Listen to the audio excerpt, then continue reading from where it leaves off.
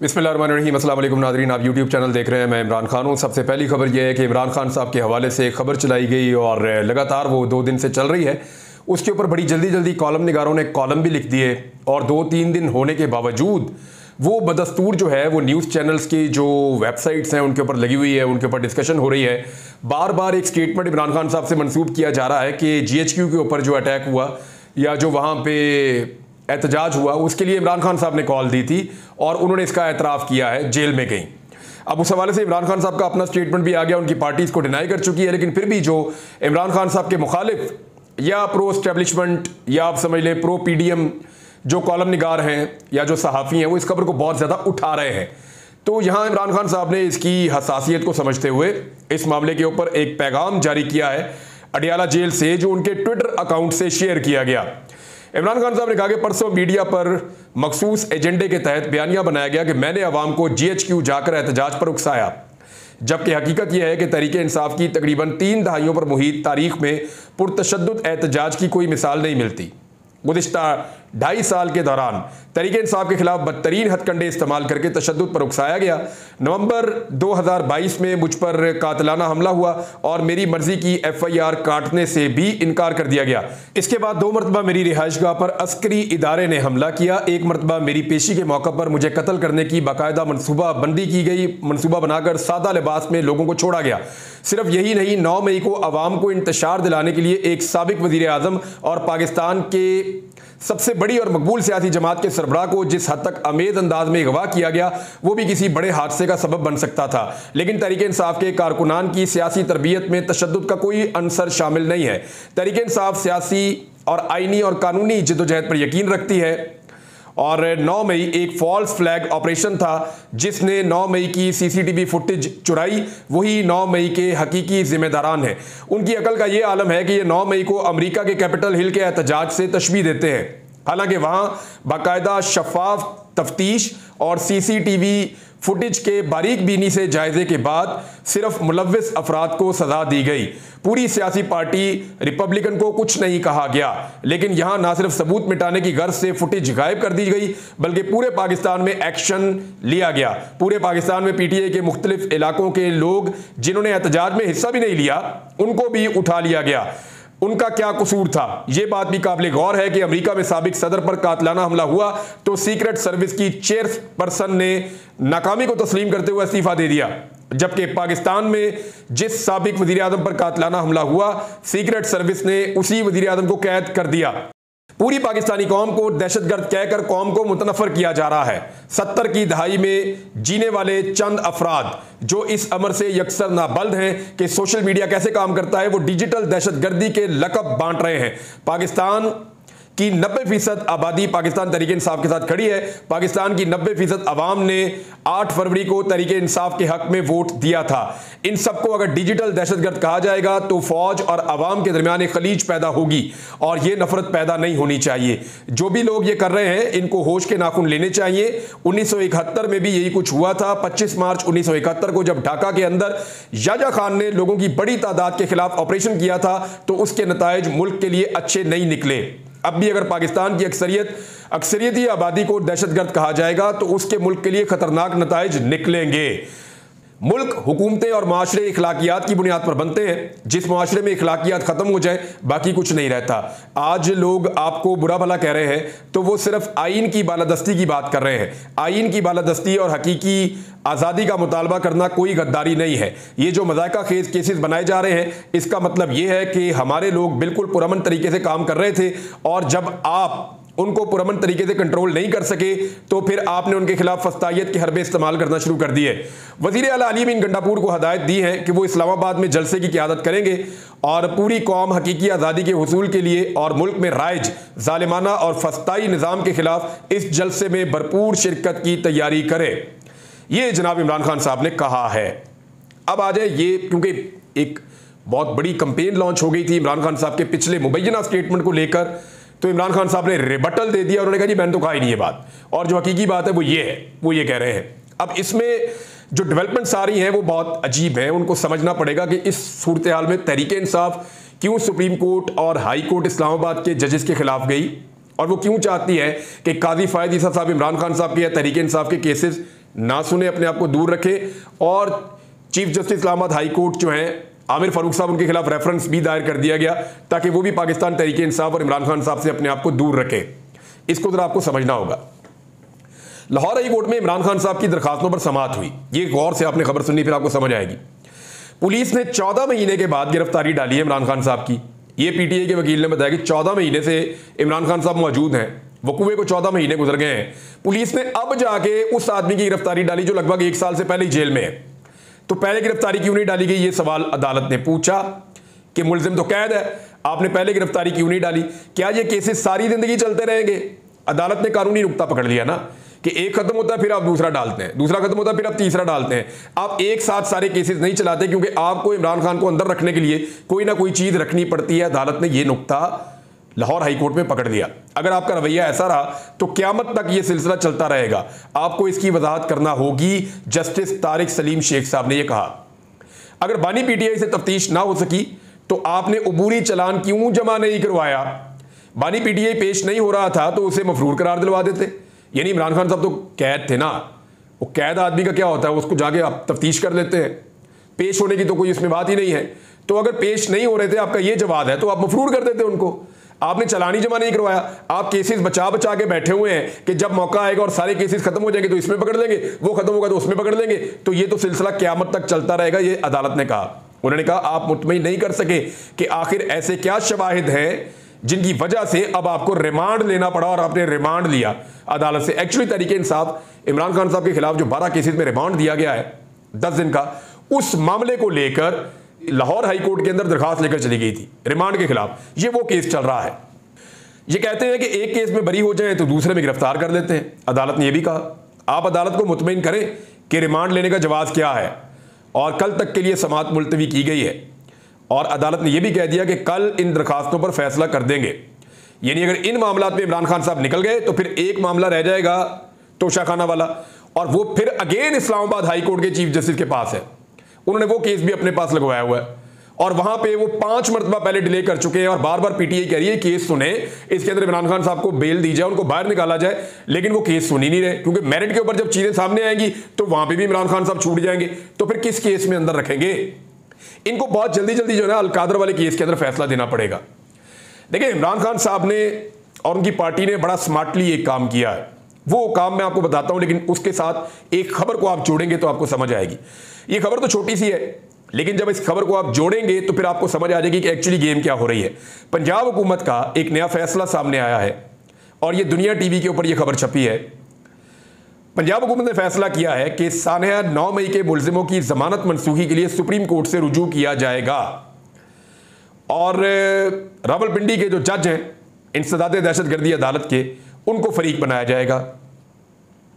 और दरखास्त जो है वो प्रोसिक्यूटर के जरिए दायर की गई है, और दरखास्त में इस्तदा की गई है कि फहरिस्त में मौजूद मुलजिमों को नोटिस जारी करके जमानत मुस्तरद की जाए। इनमें अब जरा मुलजिमान कौन है जरा गौर कर लीजिएगा। सबसे पहले तो बानी पीटीआई इमरान खान साहब है, फिर शाह महमूद कुरैशी साहब हैं, फिर शेख रशीद साहब हैं, उनके बाद कोई 57 लोगों की एक लिस्ट है। और ये मामला आप जरा समझ लें। आप हुकूमत ये चाह रही है कि सुप्रीम कोर्ट ऑफ पाकिस्तान में बिलाखिर ये जमानतें कैंसिल करने का मामला चला जाए।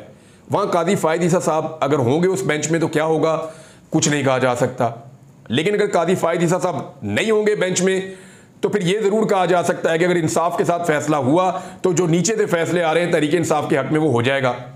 तो पाकिस्तान तहरीक इंसाफ ने बंदोबस्त किया, वो जो एक कमेटी है 3 रुकनी, जिसमें जस्टिस मंसूर अली शाह साहब भी हैं, कादी फ़ायद ईसा साहब भी हैं, और जस्टिस मुनीब अख्तर साहब भी हैं।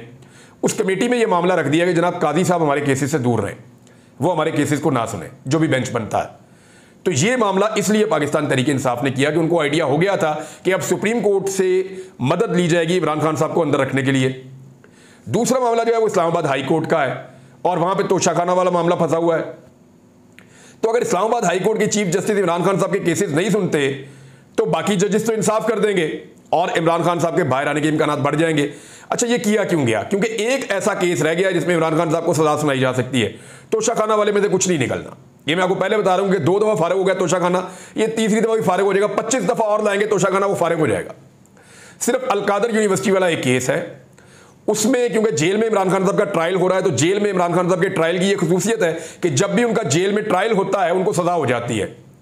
क्योंकि ऐसा लगता है कि जो जज आते हैं वहां पे केस सुनने के लिए, उन जजेस ने बकौल पाकिस्तान तहरीके इंसाफ के वकला के अपने मुंह से कहा कि जी गन पॉइंट पे तो हमसे फैसले लिए जा रहे हैं।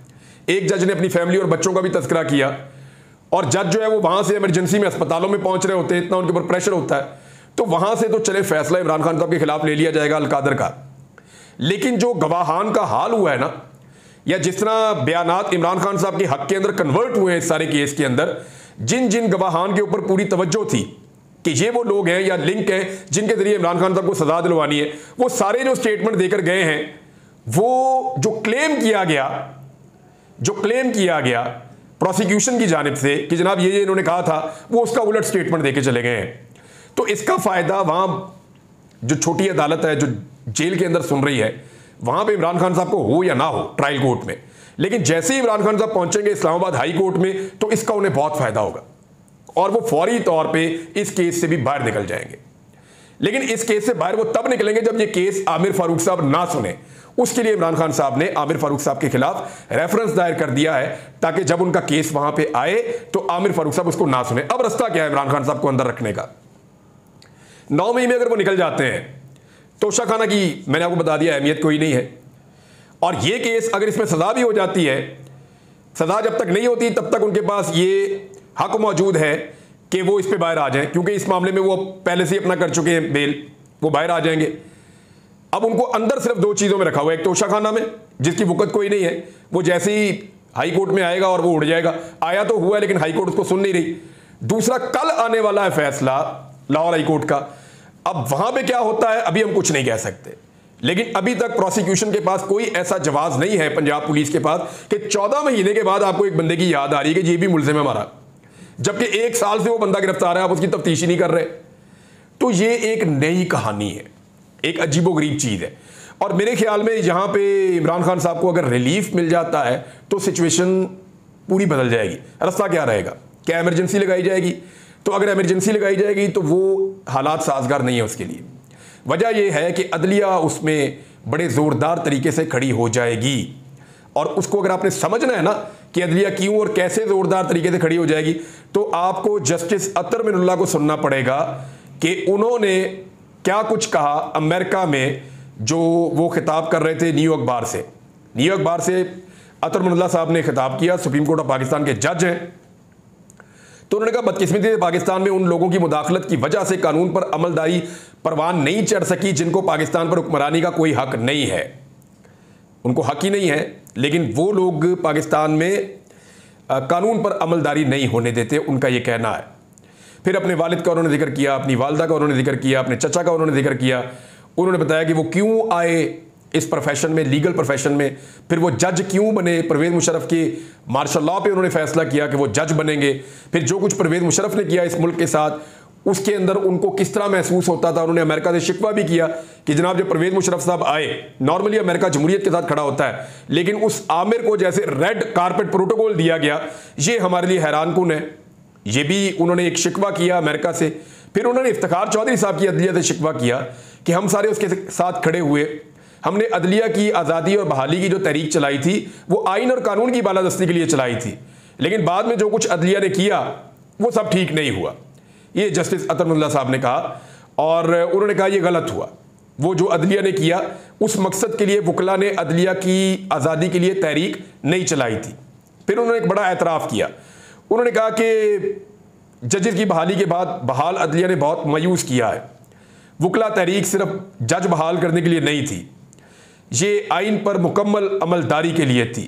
फिर उन्होंने कहा कि मार्शल लॉ का रास्ता हमेशा रोकना होगा। काश जब ज़ियाउल हक मार्शल लॉ लगा रहा था उस रात अदालतें खुल जाती, या जब परवेज़ मुशर्रफ ने कू किया उस रात अदालतें खुल जाती। फिर उन्होंने कहा कि जो 2022 में इमरान खान साहब की हुकूमत ख़त्म हो रही थी, तब रात को अदालतें लगाने का उन्होंने जवाब दिया कि उस वक्त ऐसी खबरें चल रही थी या ऐसे लग रहा था कि जैसे मुल्क में मार्शल लॉ लगने जा रहा है, तो इस वक्त इसलिए हाई कोर्ट को हमने खोला था। लेकिन उस वक्त सुप्रीम कोर्ट ऑफ पाकिस्तान भी खुल गई थी, और पाकिस्तान तहरीक इंसाफ को उसके ऊपर बहुत सारे शुकूक व शुबहात हैं। लेकिन उन्होंने एक दावा किया, उन्होंने कहा अगर किसी ने उस वक्त तक इमरान खान को गैर आईनी तरीके से हटाने की कोशिश की होती तो फिर ये इस्लामाबाद हाई कोर्ट का इम्तिहान होता कि वो आइन को बालादस्त बनाने के काबिल है या नहीं है।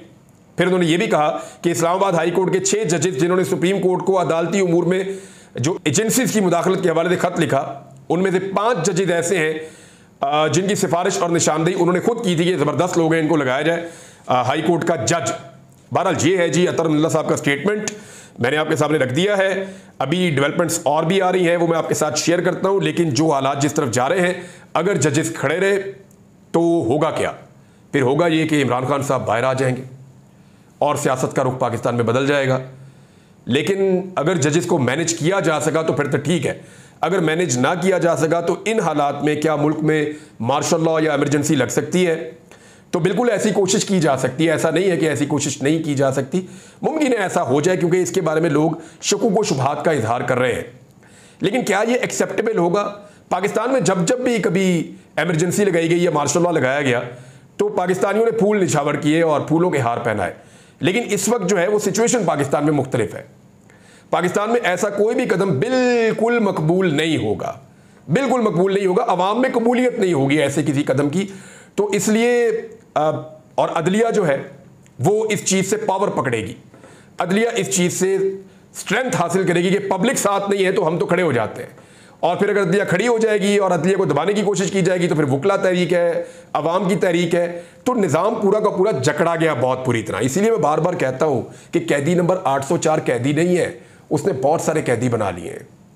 इमरान खान अंदर बैठ के मेरे ख्याल में इस पूरे सिस्टम के अंदर अभी भी मूव कर रहे हैं, और उनके बगैर कोई भी चीज़ मुकम्मल नहीं होती। अब जब से हुकूमत को इमरान खान, यानी शहबाज शरीफ से आप पूछे ना मुल्क कैसा चल रहा है, 9 मई इमरान खान। वज़ीर दिफा से पूछे दिफा कैसा चल रहा है, 9 मई इमरान खान। वज़ीर खजाना से पूछे जी कैसा चल रहा है, 9 मई इमरान खान। वज़ीर दाखिला से पूछे 9 मई इमरान खान। वज़ीर इत्तलात से पूछे जी मुल्क के हालात बताएं, इदारे कैसे चल रहे, 9 मई इमरान खान। जो बंदा आता है ना 9 मई इमरान खान, 9 मई इमरान खान। यानी इनके पास और कुछ है ही नहीं, किसी काबिल ही नहीं छोड़ा इनको इमरान खान ने, ऐसा लगता है। अब तक के लिए इतने, अपना ख्याल रखिएगा, अपने चैनल का भी। बात करते हैं अगली व्लॉग में। अल्लाह हाफ़िज़।